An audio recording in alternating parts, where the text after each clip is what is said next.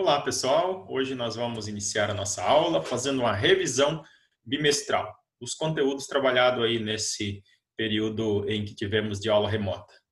Primeiro tema, trabalhar alguns filósofos, por exemplo, o Kant, o Nietzsche, Aristóteles, Martin Heidegger. Vamos falar um pouco também sobre a imagem da divindade Temis, os termos ali das quatro tias, simpatia, apatia, antipatia, empatia. Vamos também falar um pouco sobre as questões das expectativas de vida durante a sociedade. Aí, iniciamos o nosso conteúdo falando sobre a questão sobre qual é o horizonte da sua vida, qual é o limite do seu horizonte. E esse termo sobre o horizonte determina que existe um limite, né? Até onde podemos chegar, até onde nossos olhos alcançam. Isso seria a limitação. Não significa que ali é o fim, mas é uma limitação, o que nos podemos enxergar até esse limite.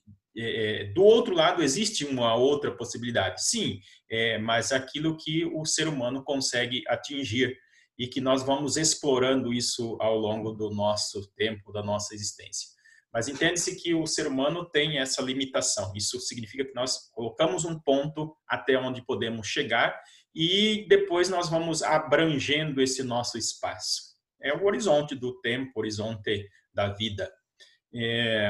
Podemos enxergar em uma paisagem onde aparece um limite de céu e terra. E esse também podemos entender como limite da vida, o limite das nossas ações, limite da nossa existência enquanto sujeito.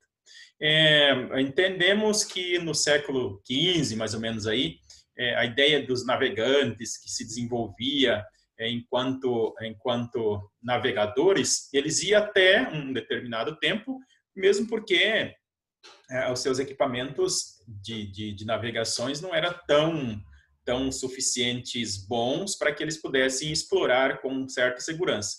E aí então se colocava, a partir dos conceitos mitológicos, que existiam seres assustadores do outro lado, até onde que eles podiam chegar, e após esse período, esse limite era inabitável pelo ser humano. Mas isso mesmo para dar esse entendimento de que a gente tinha que ter um certo limite. Portanto, enquanto o mar Mediterrâneo era conhecido como o Mar Nosso, isso é onde habitavam os seres, poderia explorar, o Oceano Atlântico era conhecido como o Mar Tenebroso, porque as pessoas não conseguiam habitar por conta da sua região e dos seus equipamentos, que não era tão suficiente para que pudessem ter essa segurança. Então, assim, o mundo desconhecido o ser humano tem domínio da natureza, né? Esse mundo conhecido é onde que a gente tem o domínio. Por outro lado, o mundo desconhecido seria aquilo que o homem não tem domínio sobre a natureza. É a natureza que tem o domínio sobre si. A gente fala isso por conta de que dentro de uma sala de aula, quando você tem o domínio da tua sala, então a gente tem esse mundo conhecido. Quando você não tem o domínio da sala em si, porque é um mundo desconhecido, a gente precisa conhecer esse mundo para que você possa ter o domínio. Então, é a natureza que tem o domínio sobre você, a sala que tem o domínio sobre você. Para fazer essa relação, o que era compreendido como essa limitação. Os filósofos, então, representantes desse período o Martin Heidegger, que é necessário que vocês tenham uma leitura mais ampla do Martin Heidegger. Ele fala desse horizonte, não do tempo, mas fala do horizonte do tempo da vida enquanto sujeito, o horizonte do ser humano.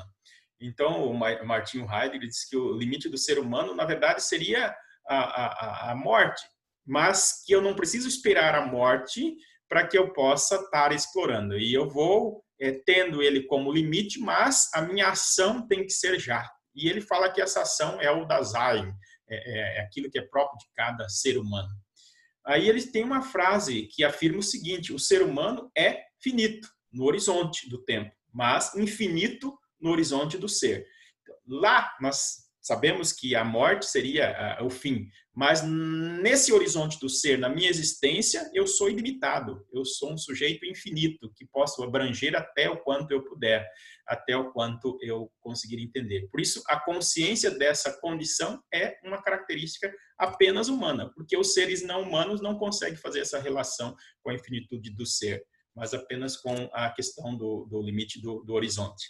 E aí vem algumas questões éticas aqui da filosofia, que é alguns aspectos de dedicação apenas da convivência humana. E esses princípios são algumas formas que vai orientar essa conduta humana diante desse horizonte da limitação da vida, que é a ética. A ética seria esse conjunto de valores universais que serve para todos, mas que são algumas regras de pensamento humano. Por outro lado, nós temos a moral, que seria o conjunto de regras individuais de cada grupo específico e que não tem essa universalidade das normas. E cada um tem os seus limites dentro de um grupo específico, dentro de uma sala de aula, dentro da sua família, dentro de uma sociedade, e que não vale para outra. A ética já tem essa universalidade dos valores morais. Para que isso seja necessário, então, a gente tem que agir de acordo com esses princípios da ética que são colocados na nossa prática. Devemos, podemos e queremos, porque às vezes nós queremos, podemos e não devemos. E às vezes nós devemos, podemos e não queremos. Então, esta relação entre o dever, poder e querer tem que estar sempre constante na regra da nossa vida ou nas regras impostas pela sociedade. Diante disso, nós temos um outro filósofo chamado Friedrich Nietzsche e o Immanuel Kant. O Friedrich Nietzsche vai afirmar o seguinte, que a filosofia ela tem uma relação com a questão do pensamento, mas que nós não podemos ficar presos, segundo Nietzsche, às normas e às regras instauradas pelo domínio socrático, que seria a relação íntima com a verdade, reprimindo e sufocando nossos instintos humanos, né? Esse questionar, um homem de uma visão racionalista. Nós precisamos ir além dessa visão racionalista. É o que, segundo Nietzsche, faz esse questionamento ao princípio da conduta moral socrática. Então, a moral nietzschiana, ela vai além, né, desse conceito aqui de moral. O Nietzsche diz o seguinte, que o pensamento filosófico da antiguidade comparava a ideia de bem a questão do sol, capaz de iluminar a criação das regras e das condutas para compor uma moral. E ele diz que a gente não precisa ficar dependendo dessa iluminação fora, mas a gente tem que agir a partir da nossa experiência. Isso é, refletir sobre as nossas ideias naturais. Nós somos o próprio sol que ilumina a nossa ação, a nossa moral, a nossa realidade. Aí nós temos o parâmetro para isso, né? Os dois filósofos aqui, Kant vai dizer que há uma regra moral universal, que é agir como se desejaria que todos agissem. Então, eu faço para mim como se eu quisesse que fizesse para todas as pessoas. Então, existe uma regra moral, segundo o Kant, que é universal. Por outro lado, Nietzsche faz esse questionamento, que existe vários sóis, né? E existe várias morais. Inclusive, eu preciso entender que existe a minha moral, existe a sua moral, existe uma moral religiosa, existe uma moral kantiana, existe uma moral científica, e que não existe essa moral universal, senão isso me prende a essência daquilo que é o princípio do outro, e eu preciso agir de acordo com as minhas regras também. E aí existe aqui o que eu falei da aula passada, que é a questão das 4 tias, que seria aquilo que a gente vai trabalhar aqui. Por exemplo, a apatia, que é a falta da emoção, né? É a motivação, o entusiasmo, a pessoa que não sente entusiasmada pelas coisas, tudo é uma negação, é depressão. Por outro lado, nós temos a simpatia, que seria aquele que age de acordo com as vibrações positivas, encanta-se, cativa-se pelas atrações. Então, seria uma tia agradável, todo mundo gosta de estar perto. Por outro lado, nós temos a antipatia, que seria, então, aquela relação com as vibrações negativas, que provoca repulsa, é uma aversão às coisas, e que, às vezes, é meio desagradável, porque é de quem a gente não gosta muito. Nada está muito bom, desagradável, e eu que sou sempre o bom, né?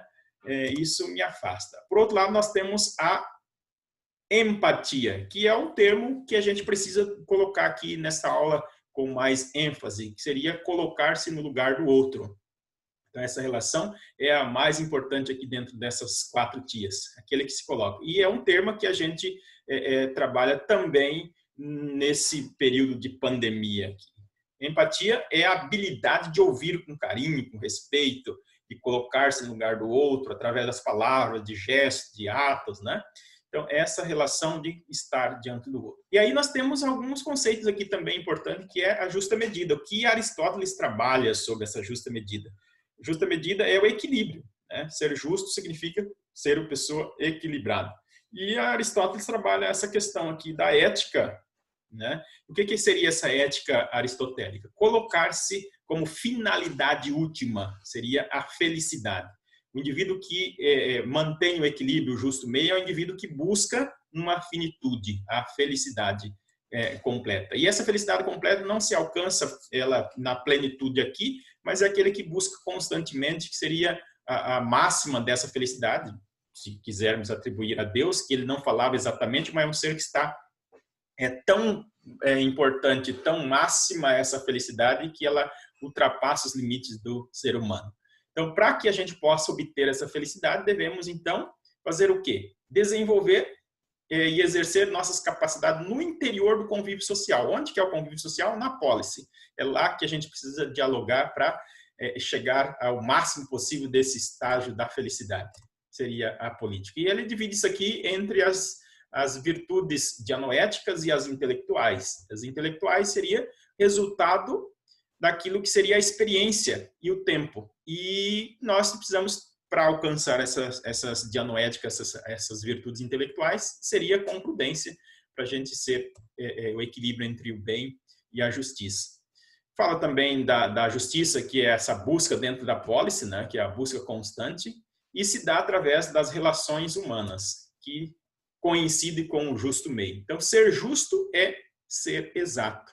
Ser justo é aquele que pratica as regras de acordo com as normas da policy, do grupo ou da convivência social. O mestre Aristóteles fala, então, dessas justiças, dessas formas de justiça, que seria o princípio da igualdade proporcional, que seria a justiça distributiva. Que essa justiça distributiva está na mão do governo, aquele que faz a divisão entre o equilíbrio dos iguais e desiguais de acordo com as suas posições. Não significa que é igual por igual, mas de acordo com os iguais. Seria a justiça também, a justiça comutativa, que é pela organização e pelo equilíbrio de trocas de bens, considerado-se como um critério de igualdade entre os bens desenvolvidos ou os bens envolvidos por os sujeitos, que seria o princípio de igualdade proporcional. E aí, por outro lado, nós temos a terceira forma de justiça que ele coloca, que seria a justiça corretiva. Corretiva, que é a busca do equilíbrio entre os delitos cometidos e o castigo correspondente, que quem tem que fazer essa justiça seria o grupo pelo qual você está convivendo. E eu sei e eu aplico esse castigo de acordo com o mal cometido. É uma justiça corretiva no meio social. Medir ganhos e percas de modo que não se mantenha a pessoalidade, mas a impessoalidade, né? Ser justo é tratar os iguais como iguais, sem excesso, sem falta, né? Nem excesso, nem com falta. Por quê? Porque é o equilíbrio que o Aristóteles está falando, manter o equilíbrio sempre.